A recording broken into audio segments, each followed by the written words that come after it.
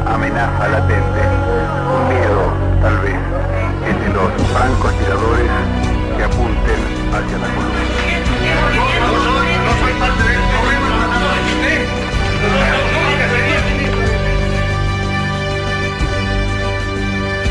El general García Meza no es un cobarde, y eso lo saben todos.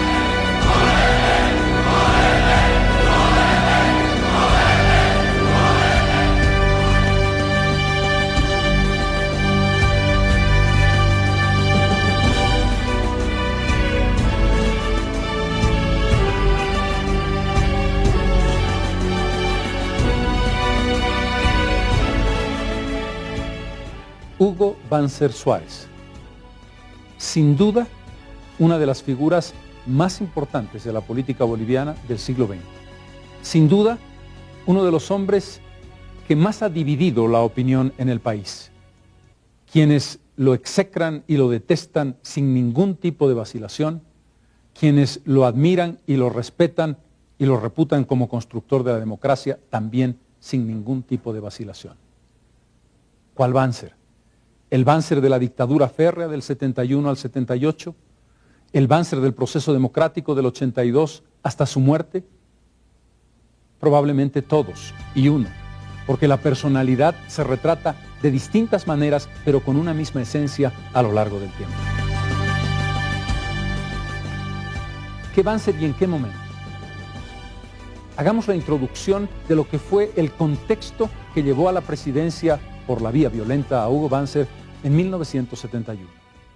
Hablemos de Alfredo Obando, de Torres, de la confrontación de bloques entre los Estados Unidos y la Unión Soviética, del momento más duro de la Guerra Fría, del momento culminante de la doctrina de seguridad nacional, del ascenso de las dictaduras militares respaldadas por el gobierno de los Estados Unidos, de las intenciones que no cesaron de expansión revolucionaria de Cuba. Recordemos la guerrilla de Teoponte, heredera de la guerrilla del Che. Todos esos acontecimientos explican ese país dividido de agosto del 71.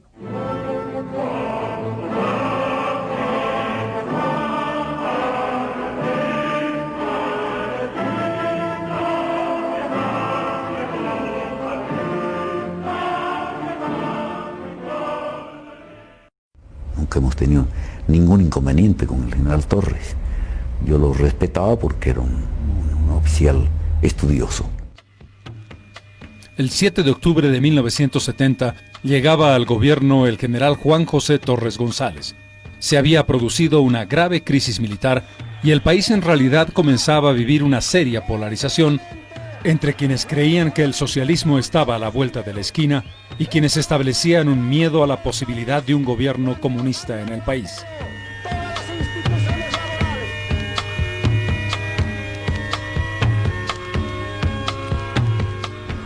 Ya ha pasado la Revolución Cubana. No son los tiempos de la Revolución del 52, donde había pleno consenso en el seno de la sociedad y las Fuerzas Armadas. Hay profundas contradicciones. El obandismo vive momentos oscuros y muchas preguntas que no fueron aclaradas nunca. Varios asesinatos. Los esposos Alexander, Otero Calderón, el dirigente Solís, van a empañar la administración de un gobierno acompañado por un conjunto de intelectuales brillantes, entre ellos Marcelo Quiroga Santa Cruz, que nada más comenzar el gobierno nacionalizó el petróleo, expropiando a la Gulf Oil Company. La guerrilla de Teoponte sería también parte de ese conjunto de elementos que terminaron por debilitar al presidente Obando. La muerte de uno de sus hijos fue la estocada final. Así llega el 7 de octubre. Así entra en la palestra un general que había mostrado ya en un célebre discurso en una reunión interamericana de jefes militares su posición claramente alineada con el pueblo. Torres jura en el Palacio de Gobierno, pero no como es habitual. Lo hace en el balcón y frente a una plaza llena. Lo hace comprometiéndose con lo que sería un destino trágico, en definitiva. 10 meses de emergencia fue el título de un libro que recuperaba ese proceso político. La orfandad de Torres tuvo que ver con la miopía de la izquierda que, ultra radicalizada, pensaba que se podía ir más adelante que el propio presidente. tuvo que ver con el enfrentamiento de sectores conservadores que pensaban que el comunismo podía destruir la sociedad en el viejo esquema de pensamiento conservador. Muy pronto, las tensiones se dieron tanto públicamente en una sociedad enfrentada como internamente al seno de las Fuerzas Armadas. El 11 de enero de 1971 llega el primer intento de derrocar al presidente. Allí comienza a conocerse un nombre, el coronel Hugo Banzer, que había sido ministro de Educación de René Barrientos Ortuño.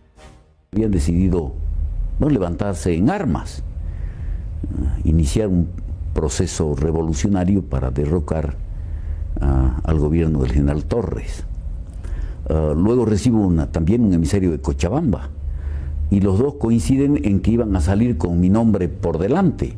Cuando vimos que aparecían unos aviones de la Fuerza Aérea, como a medianoche, iluminando la ciudad, porque parece que en Santa Cruz hicieron el intento, en Cochabamba también hicieron el intento, y bueno, a mí no me quedó otra cosa que asilarme. El coronel Banzer fue inmediatamente dado de baja, pasó del asilo al exilio en Buenos Aires, donde comenzaría la conspiración. En tanto, en Bolivia se vivían días de efervescencia. Se estaba preparando la radicalización que intentaba superar a Torres. El 1 de mayo, la COP le da la espalda al presidente, que intentaba un gobierno realmente ligado al pueblo. La inauguración de la planta de fundiciones de Vinto fue el punto más alto de un largo anhelo nacional. La planta fue autorizada en su construcción precisamente por Alfredo Obando y culminada en esa inauguración que tenía tanto de símbolo por el general Juan José Torres. Pero los acontecimientos se precipitaron. Por un lado, el comandante Óscar Zamora Medinaceli asaltando campos en el oriente boliviano. Por el otro, el mes de junio, la inauguración de la Asamblea Popular.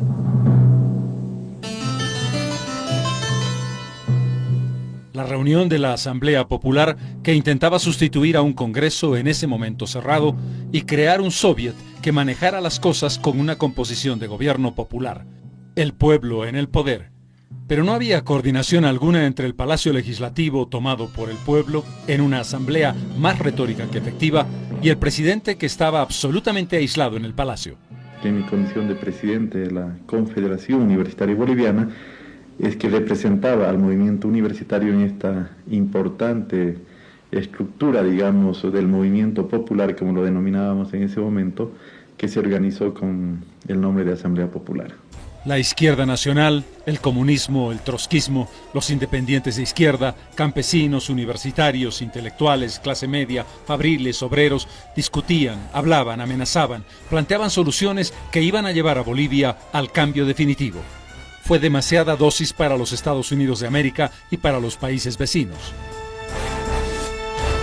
La conspiración que estaba ya en marcha tenía visos de culminar. La Asamblea Popular duró muy pocos días. Pronto llegaron los ansiados días de agosto. Al general Torres le tocó jugar el rol terrible del fin de un ciclo histórico de la izquierda nacional. Un hombre esencialmente bueno, aunque quizás sin la capacidad suficiente para llevar adelante con energía un modelo que de igual modo estaba condenado. Fue sujeto de estos juicios, de detractores y quienes lo apoyaron. Un gobierno que realmente resulta un tanto enajenado a ciertas fuerzas de izquierda. General Juan José Torres, hijo de un patriota que dejó sus huesos en la guerra del Chaco, huérfano, por supuesto, huérfano de guerra, con 4 hermanos menores, fue el que ayudó a su madre a educar a sus hijos. En el contexto de un continente en efervescencia, en el que la imagen del Che Guevara seguía como sombra planteando la rebelión y la construcción del hombre nuevo frente al imperio, no era posible pensar en un camino al socialismo. El golpe de Estado contra el general Torres estaba ya cantado, y el gobierno no tenía más remedio que aceptar esa posibilidad. El intento desesperado de hacer un enfrentamiento armado para salvarse no prosperó. Pensamos que el caos y la anarquía estaban muy cerca, y es por esa razón que habíamos resuelto terminar con el gobierno del general Juan José Torres. Nosotros lo hicimos del modo más noble. Se lo advertimos al general Juan José Torres. Yo lo visité 2 veces al general Juan José Torres y le dije que nosotros no estábamos dispuestos, indudablemente, a ver que las cosas ocurran como estaban ocurriendo. Estaba claro que se llegaba a un punto de enfrentamiento irreconciliable. Bolivia estaba dividida en 2, y no se podía, o por lo menos no se pudo en esa circunstancia histórica, resolver por el diálogo lo que fue resultado por la sangre y por la violencia. Esas 2 visiones de país llevaron a la confrontación definitiva del 21 de agosto. Hasta entonces sí, ya el problema era más serio. Estaba la Asamblea del Pueblo, el gobierno era de facto, apareció el Ejército de Liberación Nacional actuando en uno y en otro lado. Se decía que el Poder Judicial iba a ser transferido a los tribunales populares de barrio, se decían. Y toda esta información me llegaba, me daba mucha pena la situación en la que estaba el país. Nosotros mismos como estudiantes quizás le imprimimos un sesgo demasiado radicalizado al proceso y eso mismo le daba menos márgenes al general Torres de poder estabilizar y proyectar la situación. Pero más allá, en las sumas y restas, creo que es un presidente y es un régimen, un momento importante en la vida nacional. Si el gobierno de Torres vivió una emergencia permanente desde el mismo 7 de octubre de 1970, los últimos días del régimen fueron mucho más dramáticos y la emergencia se marcó de una manera decisiva. Después de las fiestas del 6 de agosto llegó la agonía. Todos sabían que el movimiento subversivo estaba en marcha y que además tenían apoyo de la empresa privada.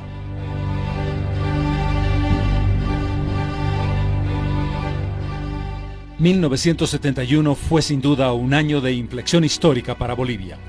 Allí estaba el pueblo boliviano y protagonista de siempre en la lucha y en la sangre, y en la cabeza 2 nombres, Juan José Torres y Hugo Banzer Suárez.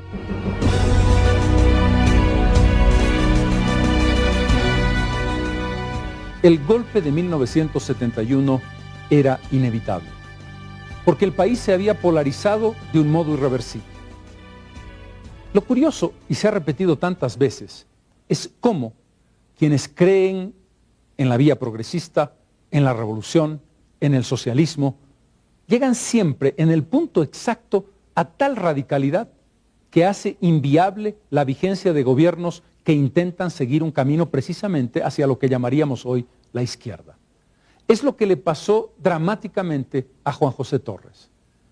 Que hubo una conspiración, que hubo un golpe de Estado, sin ninguna duda. Que este se organizó desde afuera y desde adentro, parece claro y lo vamos a ver.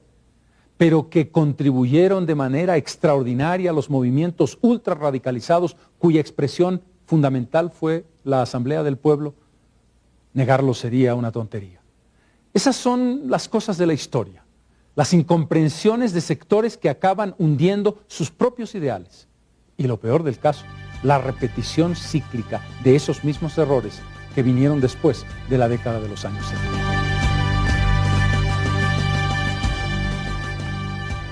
En puridad, el golpe de 1971 no fue un golpe exclusivamente militar, como no lo había sido el de 1964.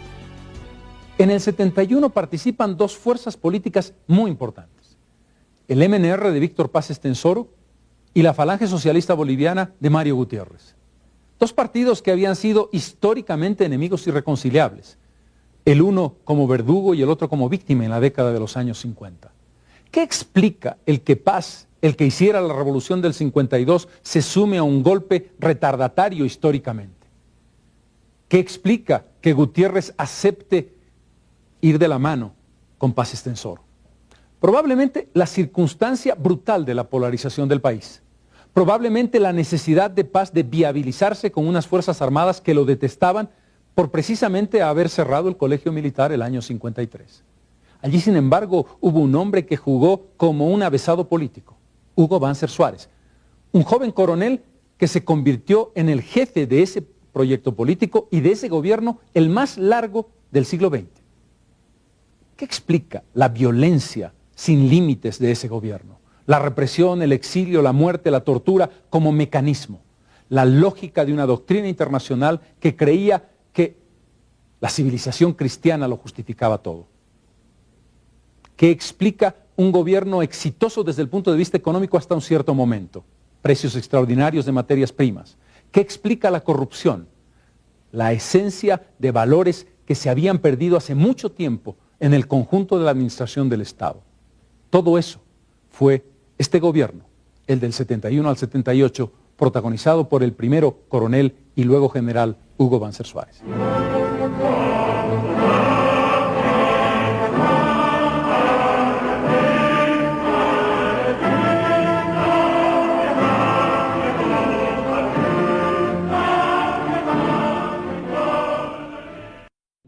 Con el general Banzer y toda la corriente golpista, con la embajada norteamericana y más la presencia del general Bethlen, pudieron realmente hacer un plan exhaustivo como para poder liquidar cualquier tipo de resistencia que hubiera de parte de las tropas leales.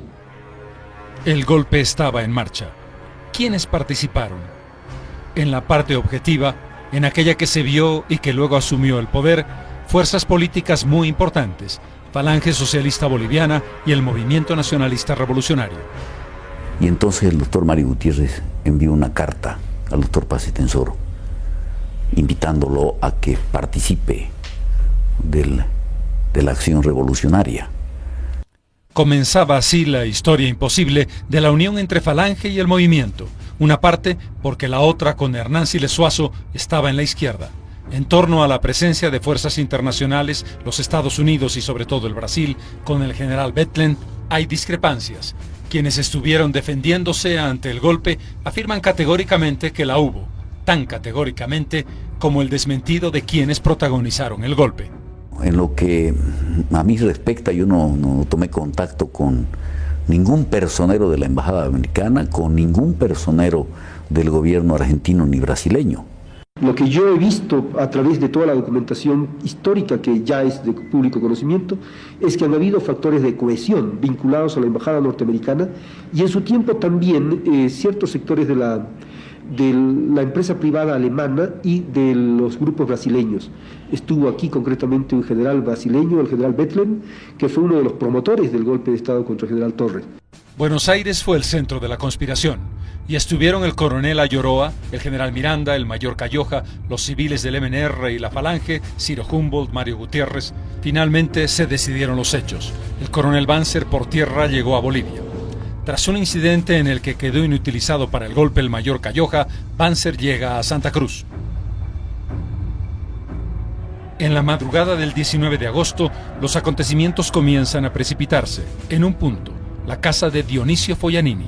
Allí están Banzer y Ayoroa. Y bueno, nos sorprendieron, estábamos todavía durmiendo cuando tocaron el timbre. Me levanté, vi por la ventana y vi que era gente que no venía con buenas intenciones. Y ahí en un momento le dije al coronel Ayoroa que él tratara de escapar de la casa por una pared para ir a avisar de que nos habían tomado preso. Ya yo no tenía opción porque ya me habían visto, entonces salí de la casa un poco a distraer la atención de los captores. Él pudo haber escapado y no quiso hacerlo. Yo creo que tenía una finalidad política, una maniobra política de su parte.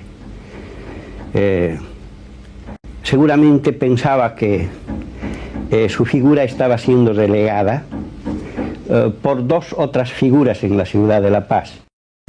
A mí me tomaron preso, me llevaron donde mi amigo Rueda Peña estaba alojado aquí en el Country Club en Las Palmas, en una residencia que tenía IPFB. Yo lo aprecié al general Banzer y cada vez que con el propio general recordamos ese incidente lo hacemos con bastante humor, lo hacemos de forma risueña. Pero en esos días no había posibilidad ni para la risa ni para el humor. El apresamiento del coronel Banzer dio lugar al desencadenamiento de los hechos. Ese mismo 19, el coronel Selig entró a Santa Cruz y tomó la ciudad. Cruentos enfrentamientos. Varios universitarios fueron muertos en la Plaza 24 de septiembre. Y cuando los ganadores celebraban el triunfo, una bomba destrozó el cuerpo de más de uno. El día 20, la situación fue controlada por los rebeldes en Cochabamba y el 21, la suerte quedó echada en La Paz. Cuando ya el general Torres me ordena rodear el Estado Mayor de Ejército, a esa altura comenzaron a desgranarse en una actitud de traición al gobierno del general Torres casi todas las unidades, tanto las del interior, a decir que se neutralizaban, como las unidades de La Paz, comenzando del Colegio Militar, en el que incluso estaba de comandante un pariente del general Torres. Rubén Sánchez fue en ese momento un ejemplo inusual, porque estuvo hasta el último minuto con quien evidentemente iba a perder. La lealtad, una de las virtudes que más debe destacarse en un hombre, fue característica del comandante del regimiento escolta presidencial. Yo asumí la responsabilidad de la defensa del general Torres por los dos factores que indico, uno por lealtad y el otro por convencimiento político ideológico de lo que significaba el general Torres. Dejemos que este hombre del gobierno del general Juan José Torres nos cuente la historia desde su óptica y perspectiva. Tanto universitarios como los fabriles, los mineros que llegaron, pudieron aglutinarse en el estadio juntamente con personalidades como Marcelo Quiroga Santa Cruz, René Zabaleta y otros, pudieron aglutinarse para formar una sola fuerza con una unidad militar que estaba junto a ellos, como para poder dar la batalla a todos aquellos no solamente traidores, sino a todos aquellos que estaban equivocados. Pero es la falange socialista boliviana a la vanguardia de esta revolución, en un 90%. Luego se van plegando las Fuerzas Armadas, se van plegando algunos comandos movimentistas, muy pocos. Lamentablemente en los hechos las cosas fueron como es de conocimiento público. Fue cruento el golpe y finalmente se derramó mucha sangre. La gente en las calles no tenía las armas ni en cantidad ni en calidad suficiente como para enfrentar al ejército. El regimiento Colorados tampoco pudo apoyar al general Torres, que finalmente se asiló en una embajada en la noche del 21. La tarde de ese día, la decisión tomada por el regimiento Tarapacá volcó definitivamente las cosas a favor de los golpistas. La entrada de los tanques a La Paz definió la posibilidad de que Banzer, preso en un cuartel policial, pueda trasladarse a Palacio de Gobierno victorioso. Y entonces estaba por salirme del Palacio de Gobierno en busca de algún medio que me llevara a Buenos Aires, y del tercer piso del Palacio de Gobierno, el jefe de comunicaciones del Palacio, me habló y me dijo: tiene aquí una cantidad grande de radiogramas. Subí al tercer piso y leí los radiogramas. Eran las unidades militares que me pedían que apoyaban el hecho político y que, bueno, mostraban su conformidad con que yo me hiciera cargo de la presidencia. En ese momento el general Iriarte estaba organizando el gobierno en lo que es el comedor principal del tercer piso. Entonces entré y pedí que sean leídos estos radiogramas, porque tampoco no podía hacer otra cosa, no podía ignorar esto. Yo quisiera que me muestre un solo radiograma destinado de esa manera y que me lo hubiera mostrado a mí o que me lo hubieran dirigido a mí. En absoluto, no existió nada de eso. Cuando salimos del despacho presidencial, y todos militares y civiles que estaban allá, cuando salimos, pensaron que yo era el presidente de la República. Entonces fui yo el que hizo la aclaración. Y les dije: camaradas, señores, etcétera, en fin, las cosas que uno dice en ese momento. El señor coronel don Hugo Banzer Suárez, en breves minutos más, jurará la presidencia de la República.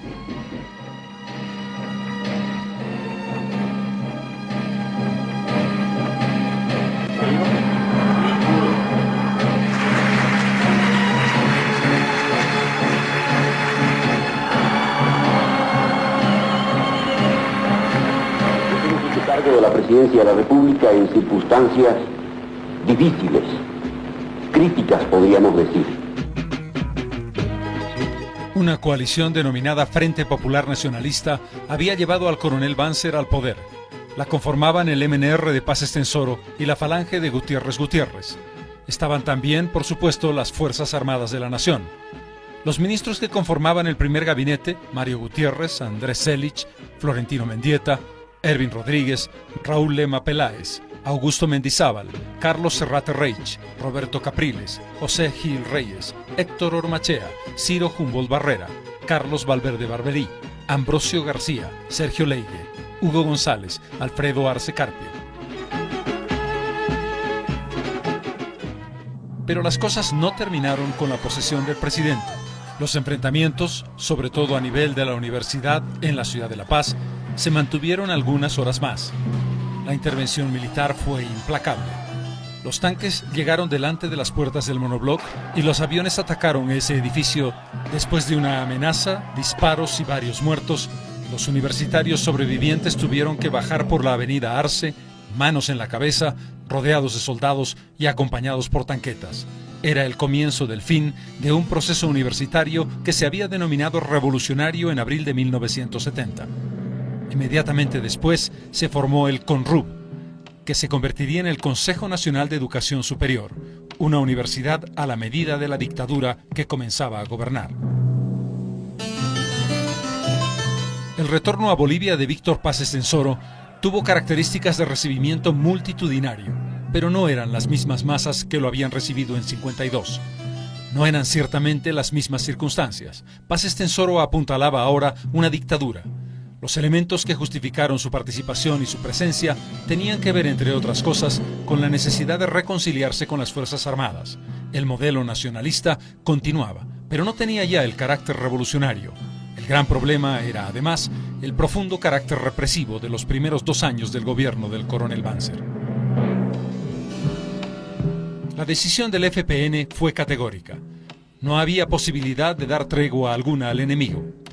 El enemigo era, en ese momento, la izquierda y quienes pensaban desde el punto de vista marxista, los sindicatos, los periodistas, los sectores progresistas del país. Comenzó una secuela interminable de exilios, de cárcel y muy frecuentemente de torturas. La violencia se ejerció sin contemplaciones. Las imágenes que se ven a continuación son el testimonio de tomas fragmentarias de un camarógrafo extranjero en Oruro en agosto de 1971.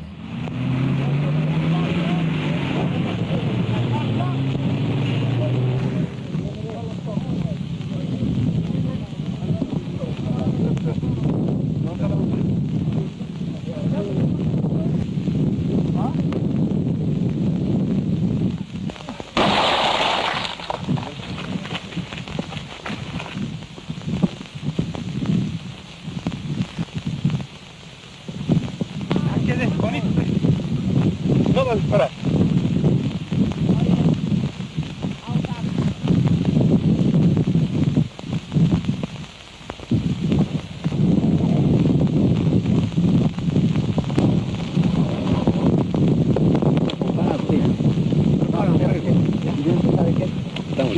Yo quiero hacerle... Yo tengo mi compañero, yo puedo tomar este lado. La gente que está actualmente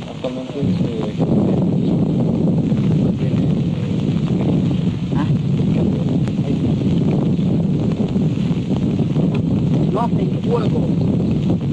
Pero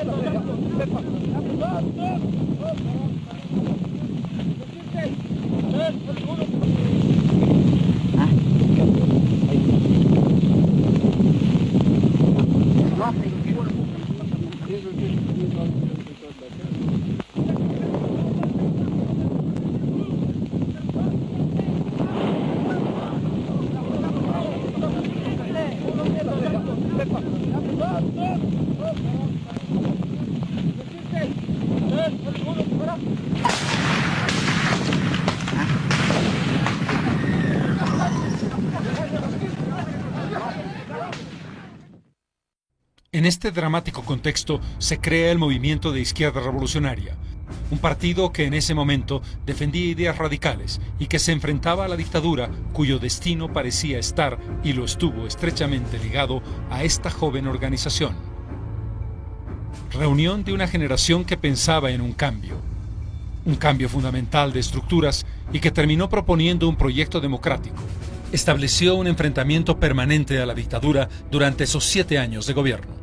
El 71 fue un golpe de Estado y el general asume en su condición de dictador del país el gobierno de la nación en esos 7 años, junto a las fuerzas políticas que son parte de esa dictadura, como es el MNR y la Falange Socialista Boliviana. No hago ninguna distinción entre él y el general Banzer. Y yo he sido prisionero del general Banzer, he estado 2 años en prisión, he visto asesinatos, torturas durante el régimen y el gobierno del jefe de Ronnie McLean. Si entramos en ese tipo de temas, indudablemente nos vamos a faltar el respeto a todos. Fueron años muy duros, qué duda cabe.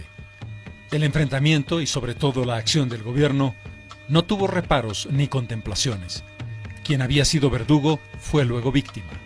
Andrés Selichop fue encontrado muerto en circunstancias no aclaradas entonces. Luego se supo que fue torturado y brutalmente asesinado. Era ministro del Interior Alfredo Arce Carpio. Las secuelas de ese día han dejado heridas terribles, han dejado rotas familias y desde luego mucho dolor. Ha tenido que defenderse el gobierno, ya les digo, contra una fuerza casi militarmente organizada, ha tenido que actuar el gobierno. Los actos de un gobierno y de los componentes de un gobierno tienen relación con el momento, con la coyuntura, con los objetivos que busca ese gobierno. Queríamos restablecer el orden, queríamos restablecer la paz entre los que quedábamos aquí, que era la inmensa mayoría, y queríamos darle al país estabilidad. Fui detenida en abril de 1972. Tenía 18 años, en la ciudad de Oruro. Cuando fui trasladada a La Paz, ahí sí comenzó el martirio. La primera noche, como a todas las mujeres jóvenes, nos daban la bienvenida. Esa bienvenida se trataba de la violación directa de 2 o 3 personas, antes de cualquier interrogatorio. Luego de eso, obviamente, venía todo el proceso de interrogación, donde constantemente, para la presión psicológica, nos nombraban a nuestra familia. Nunca la he olvidado.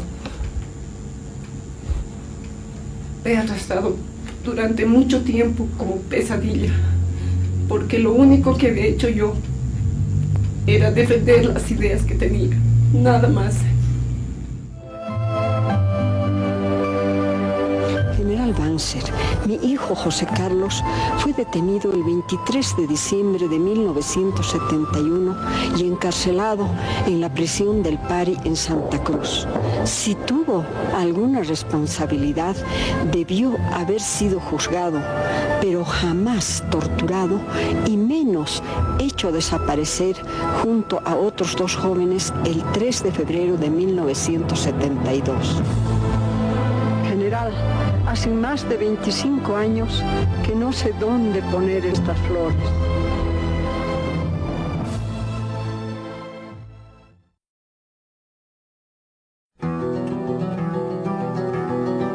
Pero es evidente que una parte de los bolivianos apoyaban a un esquema respaldado por 2 partidos tradicionales. Las posiciones en esos años estaban polarizadas, quienes defendían el orden tradicional, conservador, y quienes buscaban la revolución pensando en el marxismo y el socialismo. En ese contexto, Banzer tuvo apoyo, a diferencia de otros golpes de Estado que se dieron en otras circunstancias. Pero, ¿qué representaba este gobierno que había surgido de esa manera tan sangrienta? ¿Cuál era su cariz ideológico? ¿Qué ideas defendía? El propio general Banzer hace una adscripción desde el punto de vista del contenido del Frente Popular Nacionalista. Yo soy parte, mi función de gobierno como presidente, de ese esquema del capitalismo de Estado. Fue un momento en que el Estado boliviano creció en forma muy significativa. Las ideas de 1952 habían sido heredadas por todos los militares que sucedieron en 1964 al movimentismo. Mucho más si entendemos que el propio MNR estaba en el principio de ese esquema gubernamental. pronto el gobierno tuvo que encarar la realidad. La devaluación monetaria, el cambio de 12 bolivianos por dólar, pasó a 20. Fue en octubre de 1972, con un remesón social importante.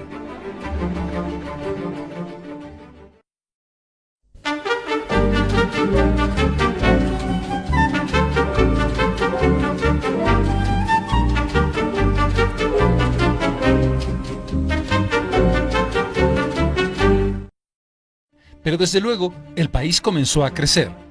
Fue un momento de bonanza en muchos sentidos. Bonanza porque los precios de materias primas fueron notables. Bonanza porque había modelos de desarrollo que estaban siendo apoyados internacionalmente por grandes cantidades de créditos. Un crecimiento promedio entre el 4 y el 6% del PIB caracterizó la estabilidad económica y la política de esos años.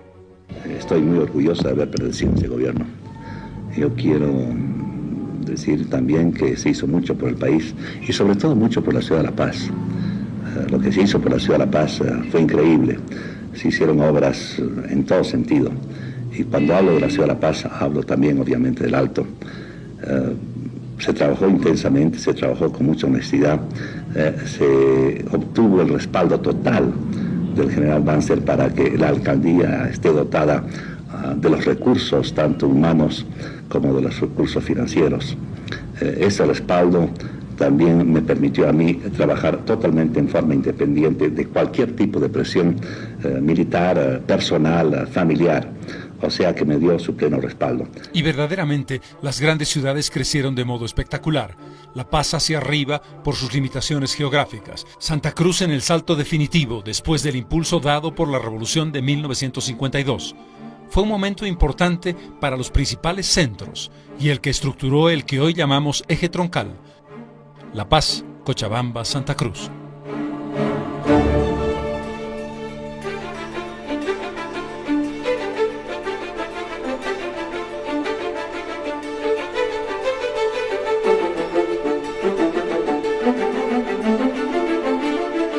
Pero el idilio no fue largo.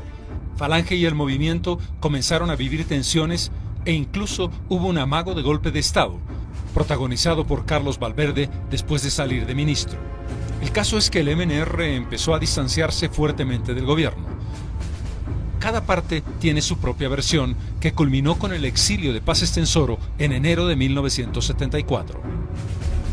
Pues yo le dije, ¿cómo pues con un opositor que ha sido gobernante? ¿Cómo, opositor, si no estamos desviándonos de nada? Y entonces me dijo, pues a que entonces me hace un favor.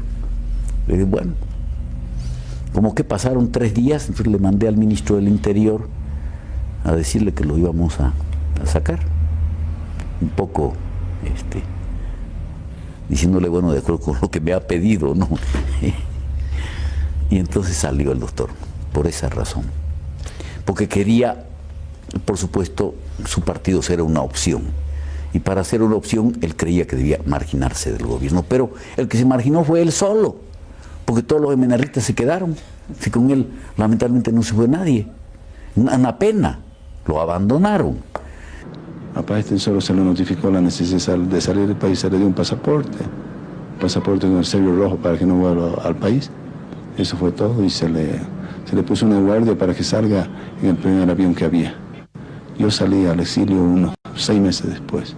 Teníamos un líder tan carismático, tan querido por nosotros como Víctor Paz Estenssoro.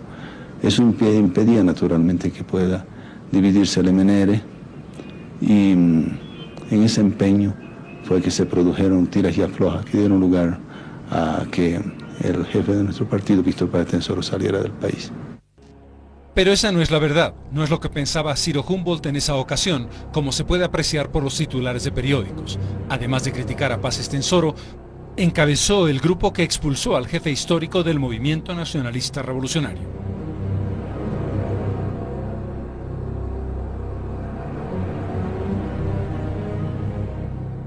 Estos acontecimientos coinciden cronológicamente con las masacres de Tolata y Epizán.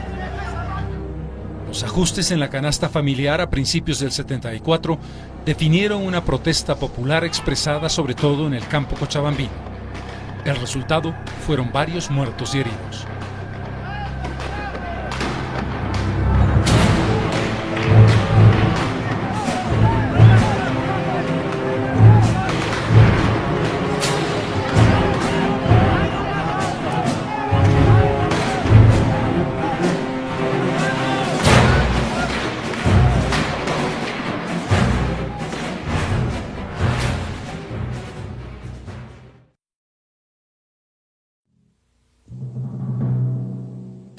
Las discrepancias entre Falange Socialista Boliviana y lo que quedaba del MNR se hacían cada vez más difíciles de soportar.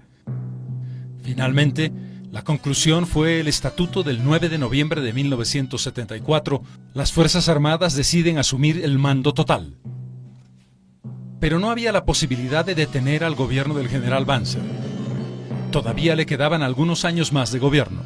No lo pudo hacer el llamado Tarapacazo, el intento de golpe de Estado de junio del 74, en el que participaron entre otros Gary Prado, en el que estuvo involucrado el luego presidente de la República, Jaime Paz Zamora. Tampoco las circunstancias generadas por el terrible asesinato del expresidente Juan José Torres González el 2 de junio de 1976 en Buenos Aires.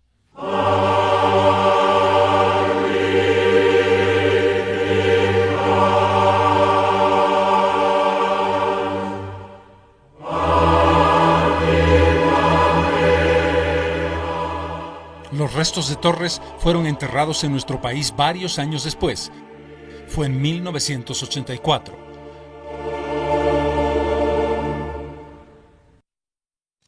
El acontecimiento generó, sin embargo, una huelga, la más importante que haya vivido la minería nacionalizada, que duró más de un mes.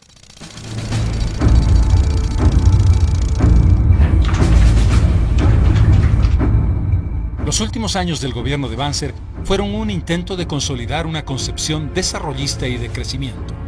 La estabilidad económica y los buenos precios internacionales permitieron obras muy significativas: la fábrica de Villamontes, la refinería de Palmasola, la autopista La Paz El Alto, el crecimiento de infraestructura para el Estado, obras camineras, construcción de escuelas, un proceso intenso que por supuesto tuvo sus luces y sus sombras. Tenemos aproximadamente 350.000 desocupados en las ciudades. Tenemos déficit habitacional, déficit en aulas y déficit en instalaciones sanitarias. Nuestros caminos son insuficientes.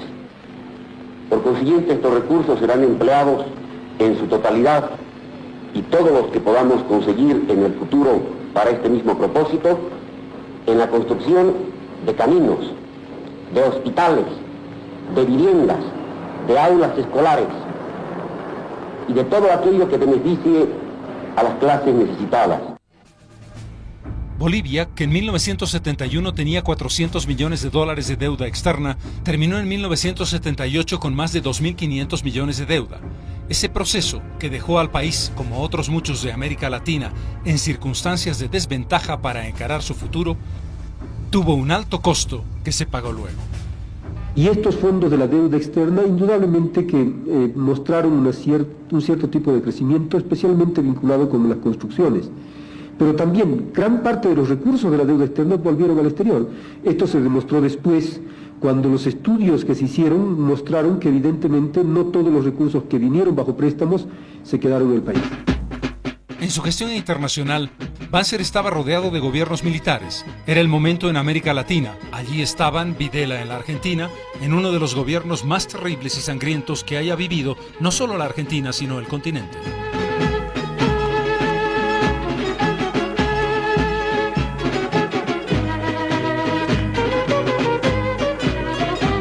Dos esfuerzos internacionales fallidos determinan su gestión. Por una parte, el encuentro con su colega Ernesto Geisel del Brasil y una carta de intenciones para la venta de gas boliviano a esa nación. Lamentablemente, a pesar de la dictadura, Banzer no tuvo la fuerza suficiente para imponer la venta del gas frente a una oposición de la denominada Izquierda Nacional que, con miopía histórica, dijo radicalmente no y logró que el país asumiera como propia la idea del no. El otro esfuerzo se llamó Charaña. Tuvo que ver con el dictador Augusto Pinochet de Chile. Banzer intentó conseguir un espacio de terreno soberano sobre el Océano Pacífico que tuviera conexión directa con nuestro territorio. Las negociaciones fueron intensas. Le dije al presidente Pinochet que ya que los políticos o los civiles no habían podido hasta esa fecha avanzar nada en nuestro problema marítimo, que tenía todo el deseo de que dos militares pudieran entenderse. Me mandó invitar para que en la frontera nos diéramos un abrazo Yo le mandé decir que yo iba a la frontera, pero no a darnos un abrazo, que hablemos del tema. Y entonces nos fuimos a encontrar en la frontera para hablar del tema de la Mediterránea de Bolivia.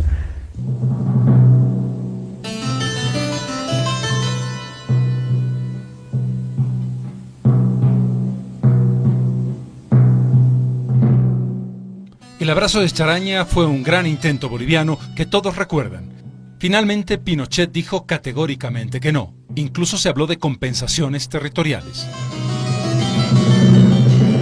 La propuesta nuestra no incluía troque de territorio.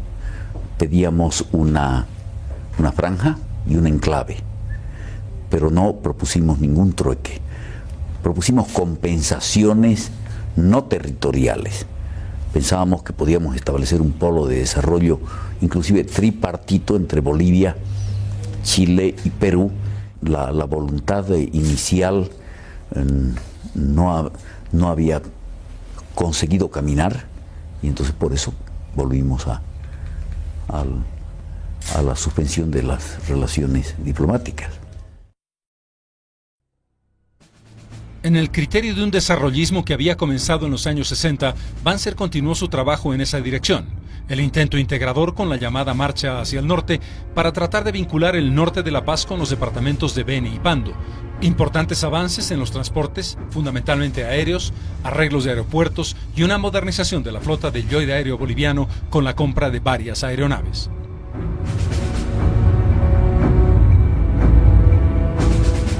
Pero lo dice el refrán, no hay mal que dure 100 años, y así fue. El gobierno del general Banzer tuvo un final no precisamente el previsto en julio de 1978. El cambio de gobierno en los Estados Unidos, el fin de Gerald Ford y el comienzo de la presidencia de Jimmy Carter, la primera exigencia de Carter fue democratización en América Latina. Cuando el gobierno ve que la apertura es imposible de evitar, dicta una amnistía parcial. Grave error. Un histórico movimiento se inicia precisamente la noche de Navidad, el 24 de diciembre del 77. 4 heroicas mujeres comienzan una huelga de hambre. Son mujeres mineras. Entre ellas estaba Domitila Chungara. Esta huelga duró los 21 días, pero ¿por qué se triunfó? No, sino porque era la lucha de todo el pueblo.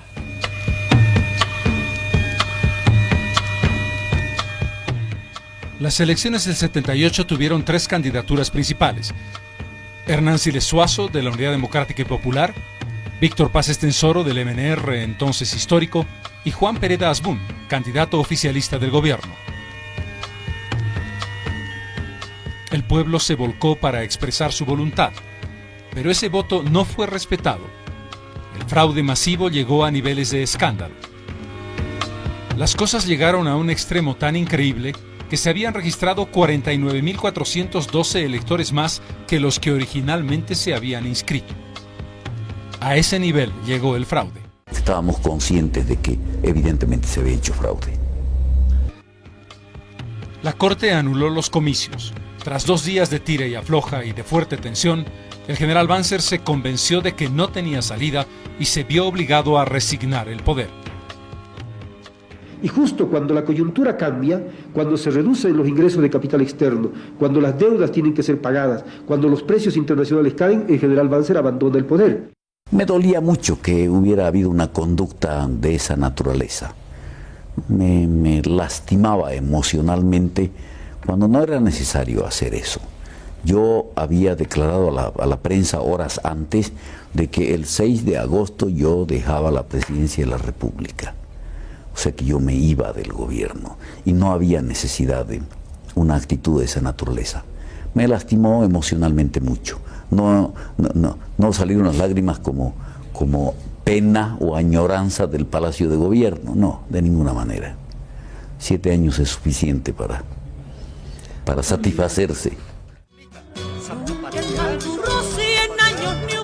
Pueblo que resista y a la pagará, no llores, prenda, pronto volveré. Ya la pagará, no llores, prenda, pronto volveré. Ahora que se acaba. La ira, la ira, la ira, la la la la.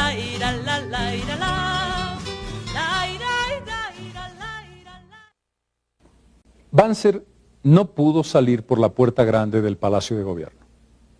El 21 de julio de 1978, su ahijado y favorito, Juan Pereda Asbun, protagonizó un golpe de Estado en su contra. Salió con lágrimas en los ojos. Habían terminado 7 años de férrea dictadura.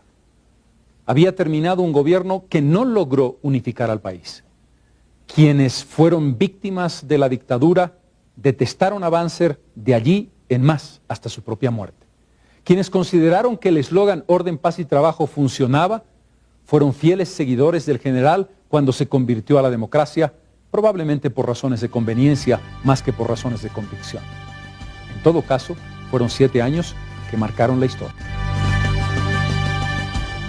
El valiente juicio de ese patriota llamado Marcelo Quiroga Santa Cruz, ese juicio contra la dictadura de Banzer, definió la conversión democrática del exdictador.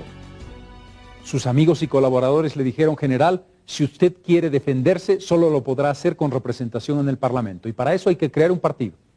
En 1979 se crea Acción Democrática Nacionalista, pero la verdad es que más que el paraguas de defensa del exdictador, se convierte en uno de los 3 partidos fundamentales del proceso democrático reinaugurado en 1982. Ese Banzer que apoya al dictador Luis García Meza por unos meses. Ese Banzer que representa a una derecha más o menos moderna. Ese Banzer que se convierte en eje de un acuerdo, el acuerdo por la democracia, que permite a Bolivia salvarse de la hiperinflación. Ese Banzer que gana 2 elecciones. Ese Banzer que acaba doblegado por el cáncer en el año 2001 y que tiene que renunciar a la presidencia de la República. Ese Banzer que transita por la democracia y sus meandros, contribuyendo a veces, cerrado en una estructura de élites de poder, muchas otras, vinculado a la corrupción directa o indirectamente en función de varias acusaciones que se llevaron adelante con el tiempo. Ese Banzer es el Banzer demócrata del que hablaremos ahora.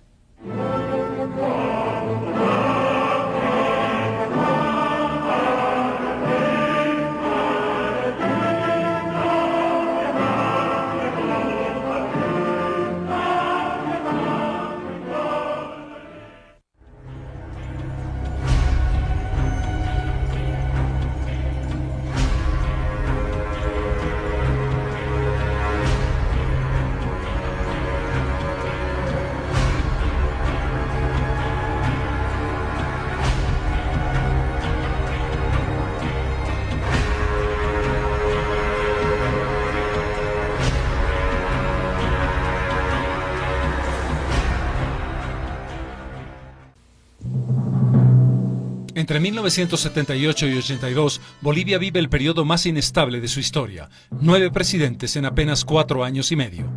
Son años de locura, pero sobre todo de lucha heroica por la recuperación democrática.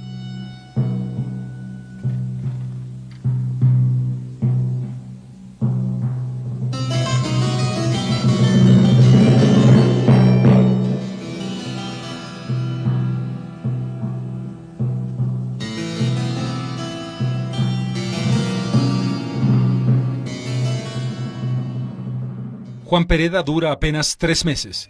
Un golpe de Estado lo derroca, protagonizado por el general David Padilla Arancibia, cuya tarea fue convocar a elecciones para 1979. Allí, la Unidad Democrática y Popular demuestra su fuerza enfrentada al MNR, entonces llamado Histórico, de Víctor Paz Estenssoro. Surge también en el escenario político Acción Democrática Nacionalista, fundado en marzo de 1979 para proteger al general Banzer de un juicio de responsabilidades que se le venía encima. El general Banzer y quienes con él son responsables, aunque en distinta medida, de los delitos que hemos mencionado, intenta lo que ya se ha hecho costumbre en él y en sus seguidores, ampararse con una absoluta falta de valor civil en centenares de funcionarios a quienes atribuye el mismo grado de responsabilidad que él no puede eludir como expresidente de la República.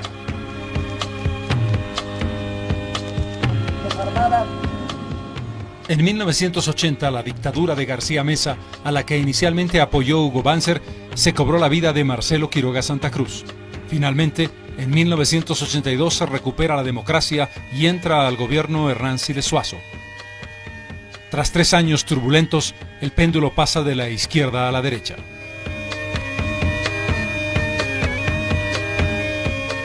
En las elecciones realizadas en 1985, el país dio un giro hacia el centro y la derecha, y el triunfo incuestionable fue de Hugo Banzer Suárez, seguido por Víctor Paz Estenssoro y Jaime Paz en el tercer lugar. Víctor Paz Estenssoro llega a la presidencia por 4ª vez en su vida. Sin embargo, en circunstancias distintas, por primera vez en la historia de Bolivia, el Congreso decide elegir a quien ha obtenido el segundo lugar en las elecciones, dejando de lado al ganador, Hugo Banzer Suárez.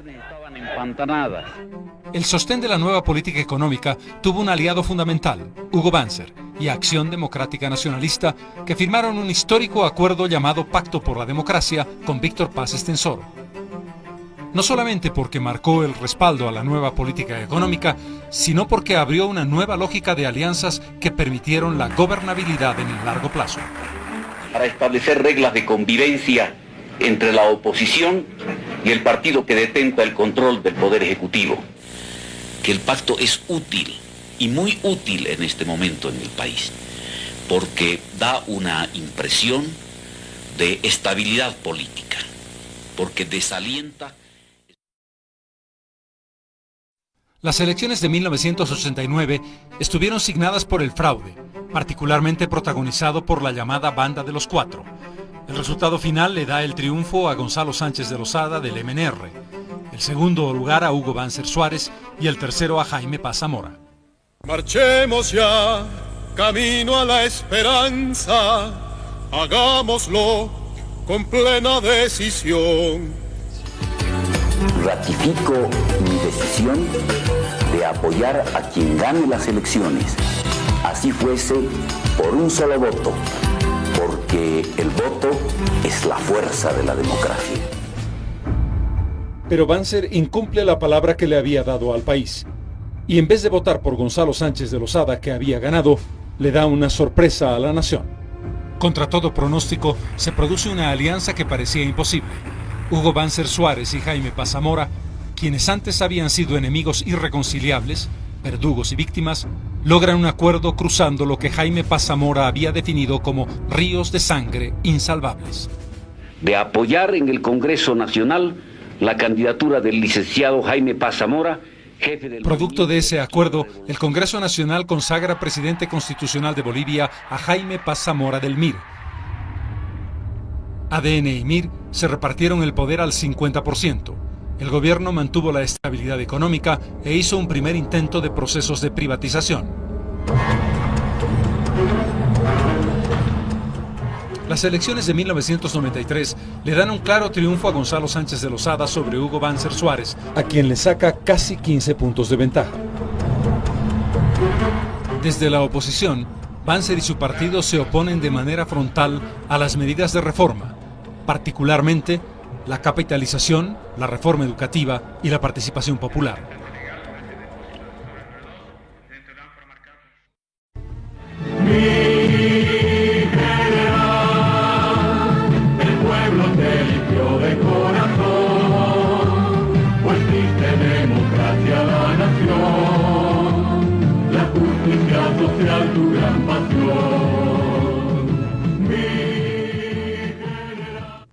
Pero en las elecciones de 1997 obtuvo el triunfo por mayoría relativa Hugo Banzer Suárez, el segundo lugar para Juan Carlos Durán del MNR y el tercero Remedios Loza de Condepa. A pesar del estrecho porcentaje, 22%, una gran alianza con el MIR, la UCS y Condepa, además de Nueva Fuerza Republicana, le permitió a Banzer una cómoda mayoría en el Congreso y su consagración como presidente constitucional, cargo al que aspiraba desde 1979. Benevolencia y protección de Dios han reforzado mi espíritu en el empeño de seguir sirviendo a mi patria, y a él me encomiendo para no defraudar las esperanzas de tantos compatriotas. Sin contar con un programa muy claro de gobierno, el presidente, apoyado por su segundo de a bordo, Jorge Quiroga, convoca al diálogo nacional en 1997. De allí salen los llamados 4 pilares del proyecto gubernamental: oportunidad, vinculada al crecimiento económico y generación de riquezas; equidad, vinculado al desarrollo humano, salud, educación y capacitación laboral; Institucionalidad, vinculado a las instituciones democráticas, sistema judicial, descentralización administrativa y sistemas políticos. Y dignidad, vinculada a la lucha contra el narcotráfico, con la meta de erradicación total de coca excedentaria para el 6 de agosto de 2002. Quiero ser muy claro y contundente. Pagaremos el bono sol de manera más justa y mejorada. El monto que recibirán será el mismo, eso sí, más temprano a los más pobres. Esta es la verdad. El resto son solemnes mentiras. Banzer sí cumple. Pero nada más llegar al gobierno hizo exactamente lo contrario. Sustituyó el bono sol por el Bolivida, que tenía un monto inferior a la mitad del bono sol.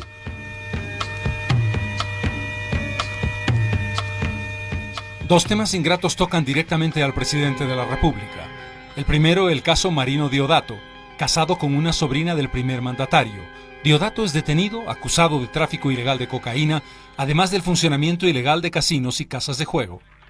No sé, porque cuando uno envejece y tiene la cabeza blanca, le viene aquí arriba unas sensaciones que no las tienen ustedes. Y entonces pues no me gustó nunca y no lo recibí nunca. El caso vincula a figuras estrechamente relacionadas con el Palacio de Gobierno y obliga al presidente a hacer afirmaciones que luego tuvieron que ser categóricamente desmentidas. Yo le puedo decir al presidente Banzer, yo he cumplido. Paralelamente, la detención en Londres del ex dictador Augusto Pinochet saca a la luz el proceso llamado Operación Cóndor en la época de la dictadura en la que participó Banzer en su primer gobierno. Un sistema de inteligencia entre varias dictaduras latinoamericanas que costó la vida a centenares de miles de personas. De la dictadura militar boliviana a la dictadura militar argentina, haciendo acto de entrega de doña Graciela Rutil Artés, su hija menor, Carlita Rutil Artés, y otro compañero que era... De aquella época que peyorativamente la denominan como la dictadura. Y la escucho mencionar todas las noches. Pero estoy orgulloso de haber estado en aquella época, muy orgulloso.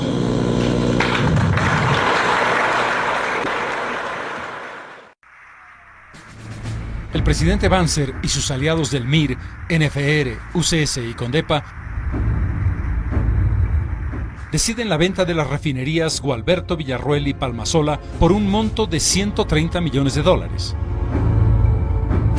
Quienes habían criticado a la capitalización decidieron una privatización pura y dura que se diluyó en el Tesoro General de la Nación. Pero los dolores de cabeza más severos se producen en 1999 y 2000. La grave crisis económica internacional, particularmente del Brasil, golpea duramente a Bolivia. El gobierno no quiere reconocer que hay crisis, habla de desaceleración. Reaccionamos mucho mejor ante la crisis que otras economías y creo que tenemos muchas razones para sentirnos optimistas. El retraso en la aplicación de medidas económicas correctivas que recién se intenta en abril del 2000 deja a empresarios y a todo el sistema económico inerme.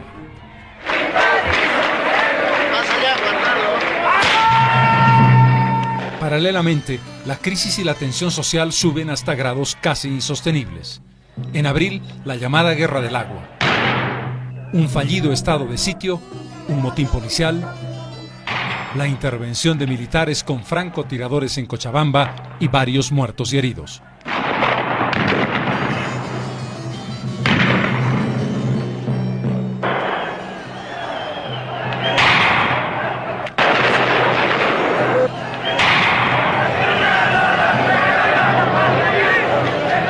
Pero esto sería solo el preludio de lo que ocurrió entre septiembre y octubre. El bloqueo de campesinos en la zona del altiplano que deja totalmente aislada a La Paz. Y el bloqueo de los productores de coca en la carretera Cochabamba-Santa Cruz que aísla a la ciudad del Valle y a la ciudad oriental de Santa Cruz. Determinan un colapso de la economía, de la actividad nacional durante más de 3 semanas. Las figuras protagónicas Felipe Quispe, el Malcu y Evo Morales. Le hemos dado nuestro territorio, le hemos alojado a ustedes extranjeros y ahora nos matan carniceros. Ahí está el palacio, el narcotráfico, que diga algún compañero tiene antecedentes. Por favor, yo me voy a retirar en este momento. Yo no puedo tolerar este tipo de cosas, monseñor. Yo me voy a retirar. Pero el mayor empeño indiscutible de la gestión de Banzer es el proyecto Coca Cero, que parecía imposible de cumplir, pero que se llevó adelante con verdadera voluntad política que no habían tenido sus antecesores. El comienzo fue muy duro. En marzo de 1998 se produjeron enfrentamientos gravísimos en el Chapare, con un saldo de 16 muertos, 13 campesinos y 3 policías, además de 145 personas heridas, lo que marca el alto costo de sangre boliviana en esta batalla. El siglo XXI encontrará a Bolivia más digna y especialmente encontrará una Bolivia cada vez más lejos del circuito del narcotráfico. Pero el destino le tenía preparada una celada al presidente Hugo Banzer. Señor presidente, ¿podría decirnos cómo está su salud? Mi salud está bien, pero quiero garantizarme de que esté bien. Es por eso el motivo que voy a salir el domingo en la madrugada, voy a ir a los Estados Unidos. No era así. Un chequeo en una clínica local había determinado la existencia de un tumor. En realidad, el presidente fue a los Estados Unidos a confirmar el diagnóstico. Hemos diagnosticado el cáncer del pulmón que ha pasado al hígado. Está haciendo muy bien, va a recibir tratamiento del servicio de oncología y va a pasar algunos días más aquí en el hospital. Luego se supo que tras una punción exploratoria en el hígado, el presidente estuvo a punto de morir. Tuvieron que intervenirlo de emergencia para salvarle la vida. Un cerco familiar y político intentó a toda costa evitar que el presidente de la República renunciara. Los más destacados en esa posición, los ministros Fortún, Kempf y Pérez. Luego de una profunda reflexión personal, he tomado la decisión de renunciar a la presidencia de la República. Renuncio a la máxima magistratura pensando en ustedes, en sus familias y en el bien de todos los bolivianos. Mi estado de salud me impide continuar ejerciendo el cargo presidencial con la dedicación que el país merece. Y mi amor por Bolivia no me permite otra actitud.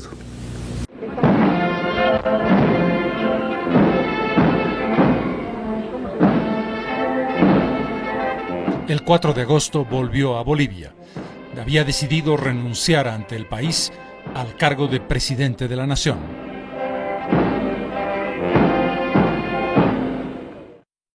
Los campesinos, los agricultores cultivaban la tierra punzando con este cayado la Pachamama, y por detrás venía la familia poniendo la semilla y tapando el agujero del cayado. Quisiera que los bolivianos me recuerden solo como el sembrador y no el sembrador de ilusiones. El 6 de agosto, en la capital de la República, el presidente Banzer leyó su último mensaje al país. Dejaba una nación en una gravísima crisis económica después de uno de los momentos sociales de mayor eclosión en el año 2000. Deseo pedirle a Dios que los bendiga a todos ustedes, como yo espero de Él su misericordia y su sentencia sabia y definitiva sobre todas las acciones que he realizado en esta vida. A Él encomiendo mi fe. Muchas gracias. La encuesta realizada ese día por la empresa Apoyo y Opinión daba un nivel de aprobación de Banzer del 18% y un nivel de desaprobación del presidente de la República del 79%.